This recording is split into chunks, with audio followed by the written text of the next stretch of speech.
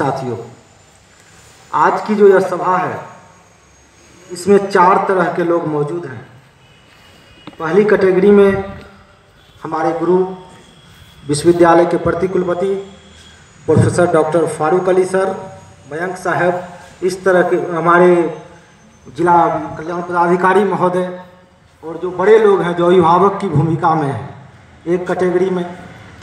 दूसरी कैटेगरी में जवाहर भैया और सारे लोग जो हमसे बड़े हैं, बड़े भाई की भूमिका में हैं, ललन भैया, सभी लोग दूसरी कैटेगरी में। और तीसरी कैटेगरी में राहुल भाई जो मित्रवत भी हैं, हम उम्र हैं, थोड़े बहुत कम बेसी होंगे।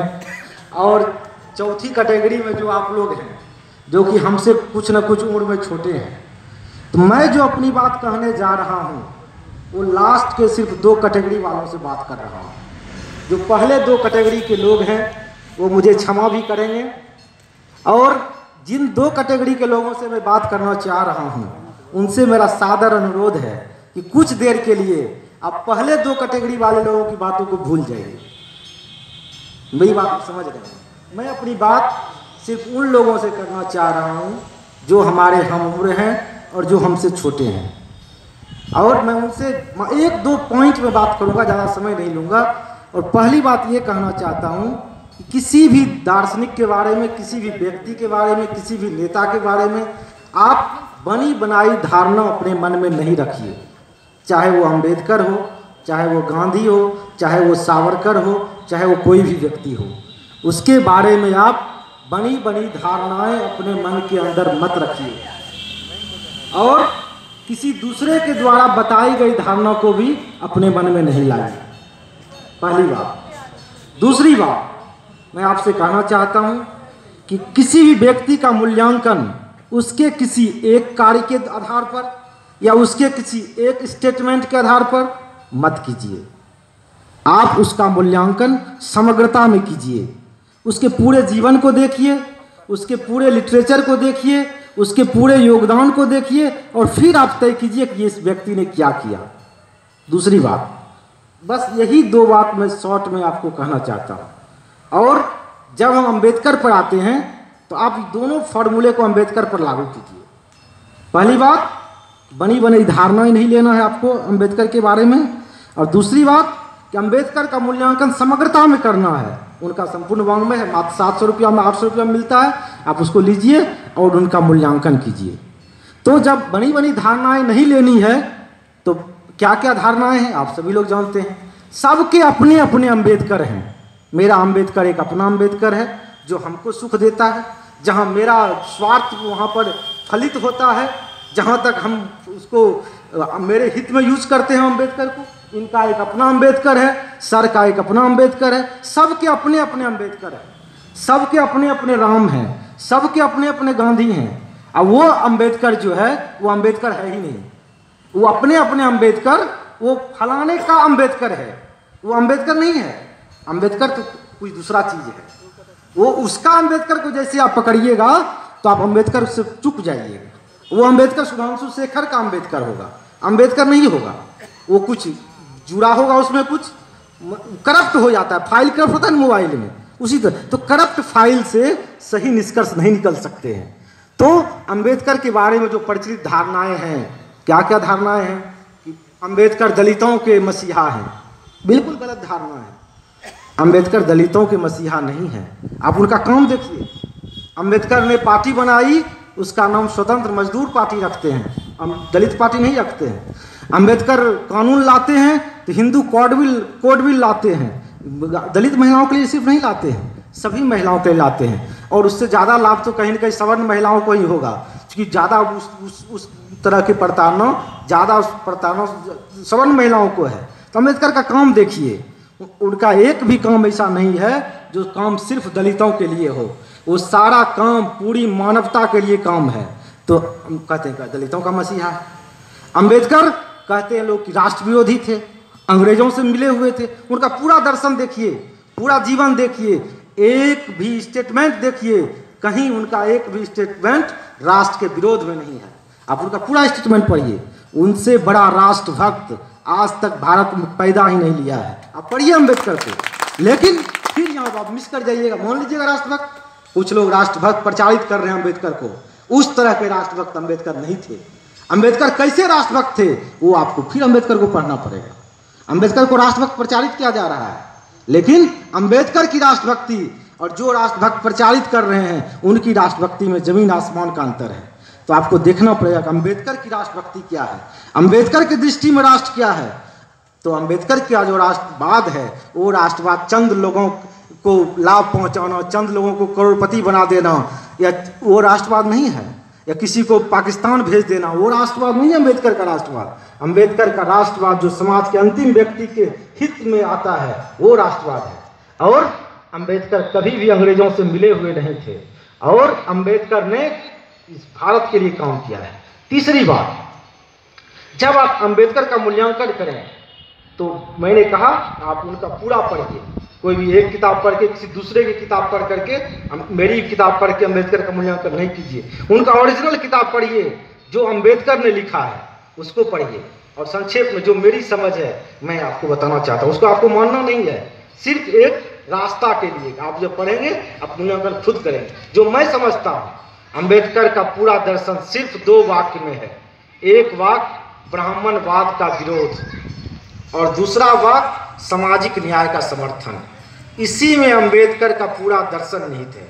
और ब्राह्मणवाद का विरोध अम्बेडकर खुद कहते हैं, ब्राह्मणवाद के विरोध का मतलब यह नहीं है कि ब्राह्मणों का विरोध या ब्राह्मणों को जो अधिकार मिले हुए उसका विरोध सिर्फ नहीं है, बल्कि ब्राह्मणवाद का विरोध का मतलब है जो भी असमानता है, जो भी ऊंच नीच है, मानव और मानव के बीच जो भेदभाव है, ये जो दृष्टि है, ये जो सोच है, उसका विरोध।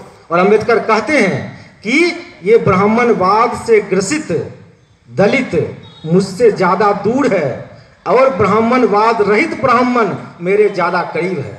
आप मूल्यांकन कीजिए कि आप ब्राह्मणवादी हैं कि कोई ब्राह्मण के घर में पैदा किया लिया हुआ आदमी ब्राह्मणवादी है। अगर आप में वो भावनाएं हैं, अगर आप अपने आप को नीच और दूसरे को ऊंचा मानते हैं, ये भी एक ब्राह्मणवाद है, आप ब्राह्मणवादी हैं। और अगर आप सबों को एक समान मानते हैं तो आप मानवतावादी हैं। एक मूल्यांकन ऐसे कीजिए अम्बेडकर का। दूसरा, सामाजिक न्याय का समर्थन।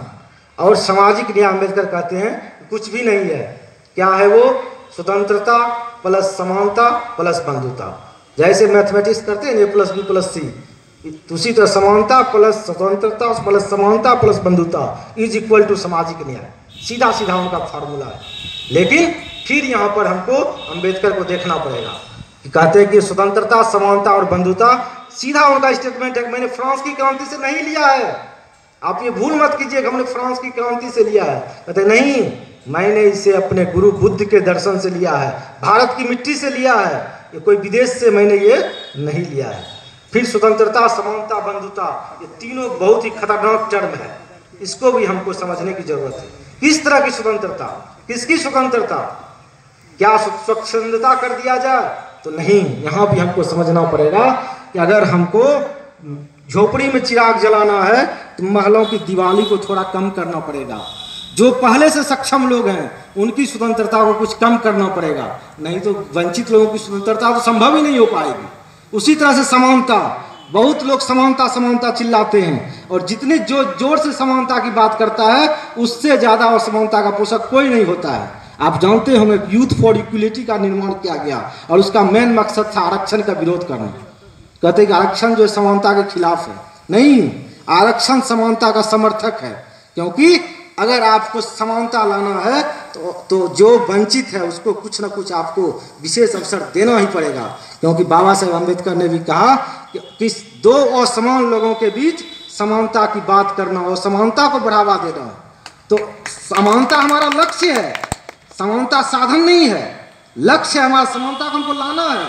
पहले ही समानता समानता चिल्लाएंगे, समानता नहीं आएगी। और तीसरी बात बंधुता, इसको भी समझने की जरूरत है। बंधुता कहाँ? हम आपका शोषण करेंगे और आपको कहेंगे तुम बंधुता मेरे साथ रखो, ये बंधुता नहीं चल सकती है। बंधुता तभी आएगी जबकि सबों को समान अधिकार मिलेगा। सबों के हक अधिकार का जब तक की रक्षा नहीं होती है तब तक बंधुता नहीं आ सकती है, और आनी चाहिए भी नहीं। और इस तीनों टर्म को आप लोग बहुत अच्छी तरह से समझिए। और जितने भी चीज़ें हैं, योग्यता, इस तमाम चीज़ें सिर्फ भरमाने के लिए हैं। योग्यता को भी समझने की ज़रूरत है। जब गरीबों, दलितों, वंचितों को अवसर देने की बात आती है तो योग्यता योग्यता हम चिल्लाने लगते हैं, और जब डोनेशन पर एडमिशन की बात आती है तो योग्यता हम भूल जाते हैं। और एक सवाल और भी है, तथाकथित योग्य लोगों ने क्या किया? योग्य लोगों ने देश का जो नुकसान पहुंचाया है उसको भी हमें जानने की ज़रूरत है। और सबसे बड़ी बात, योग्यता के मापदंड को बदलने की ज़रूरत है। ये किसने तय किया कि जो अंग्रेजी जानेगा वही योग्य होगा? ये किसने तय किया कि जो कंप्यूटर जानेगा वही योग्य होगा? इसको भी हम, और जो गोरा होगा वही सुंदर होगा। और अगर ये तय हो जाएगा तो क्या मजाल है कि आज तक कभी कोई आदिवासी की लड़की विश्व सुंदरी बन पाएगी? तो योग्यता के मापदंड को भी चेंज करने की ज़रूरत है और उसको जनपक्षीय बनाने की ज़रूरत है, बहुजन समाज के सापेक्ष बनाने की ज़रूरत है। और ज़्यादा समय नहीं लेते हुए मैं आप सबों से फिर लास्ट में यही कहना चाहता हूँ कि बस वही जो मेरे 2 कैटेगरी के लोग हैं उनसे, कि आप खुद अपने आप कोशिश कीजिए, किसी भी दार्शनिक को, चाहे वो कोई भी हो, उसे खुद अपने से पढ़िए और अपनी दृष्टि विकसित कीजिए। और उसको ऐसा करते हुए आपका सिर्फ 2 ही लक्ष्य होना चाहिए कि मैं जो करने जा रहा हूँ यह हमारे लिए, हमारे समाज के लिए, हमारे राष्ट्र के लिए और इस पूरी मानवता के लिए वो कितना हित में है, उसकी कसौटी पर आप कसिए और अपना विकास कीजिए। आप सबों को बहुत बहुत शुभकामनाएं।